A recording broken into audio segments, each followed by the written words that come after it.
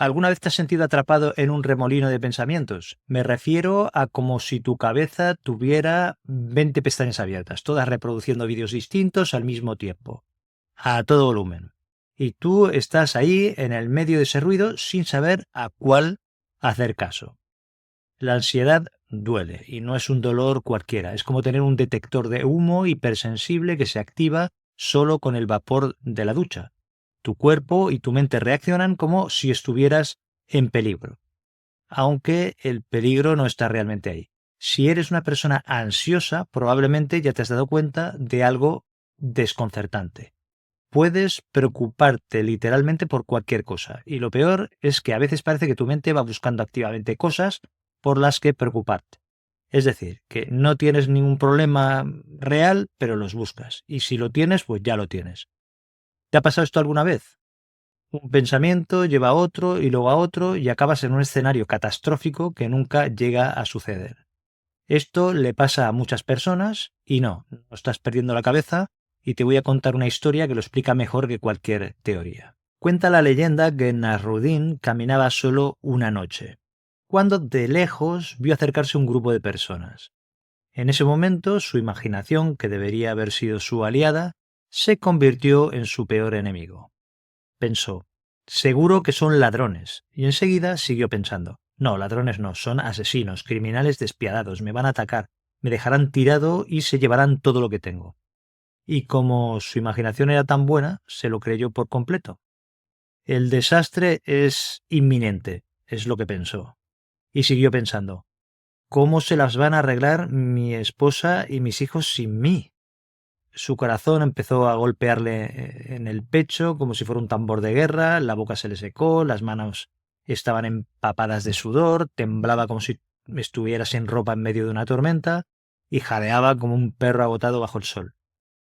Preso del pánico, tropezó y se escondió en un cementerio cercano. Se metió dentro de una tumba abierta y allí se quedó temblando esperando su destino. Los desconocidos, que no eran más que caminantes curiosos, se acercaron al verlo tan alterado y le preguntaron sorprendidos, ¿qué haces ahí abajo? Nasruddin, que ya estaba más calmado, respondió, digamos que yo estoy aquí por vosotros y vosotros estáis aquí por mí. ¿Te suena esto? A veces nuestra mente nos arrastra al peor escenario posible. Un mensaje sin responder se convierte en me odia. Un pequeño dolor en tengo una enfermedad grave. Un error en el trabajo en me van a despedir. La ansiedad es como una aplicación en el móvil que se queda siempre abierta en segundo plano.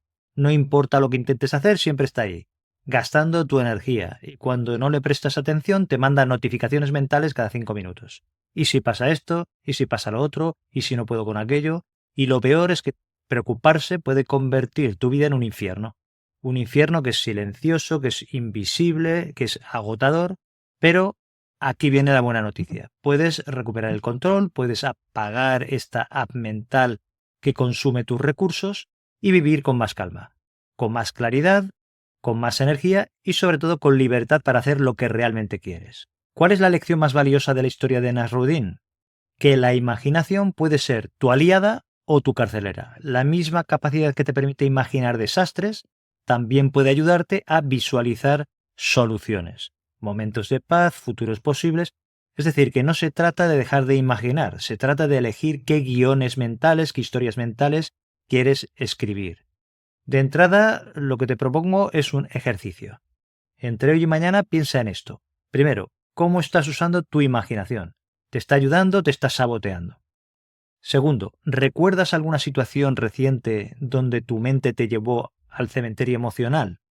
Tercero, ¿qué pasó al final? ¿Fue tan terrible como pensabas? Porque si somos honestos, nuestra mente es muy buena escribiendo películas de terror, pero es fatal como profeta y muy mala adivinando el futuro. Y esto no acaba aquí. En el próximo vídeo te voy a compartir unas técnicas prácticas para reducir la ansiedad. Algunas de estas herramientas las puedes usar en cualquier momento y en cualquier lugar. Lo interesante es siempre entrenarse en situaciones tranquilas, porque así con el entrenamiento podrás utilizarlas en momentos en los que puedas tener más tensión emocional. En una reunión, una cola del supermercado o justo antes de dormir. Nadie lo notará. Pero tú sí que notarás el cambio, porque no se trata de huir de estos pensamientos ansiosos se trata de bajarles el volumen, de quitarles protagonismo y de recuperar tu espacio mental. Y recuerda siempre que no eres una persona que está rota, solo eres una persona atrapada en un patrón mental que le hace experimentar estas emociones desagradables.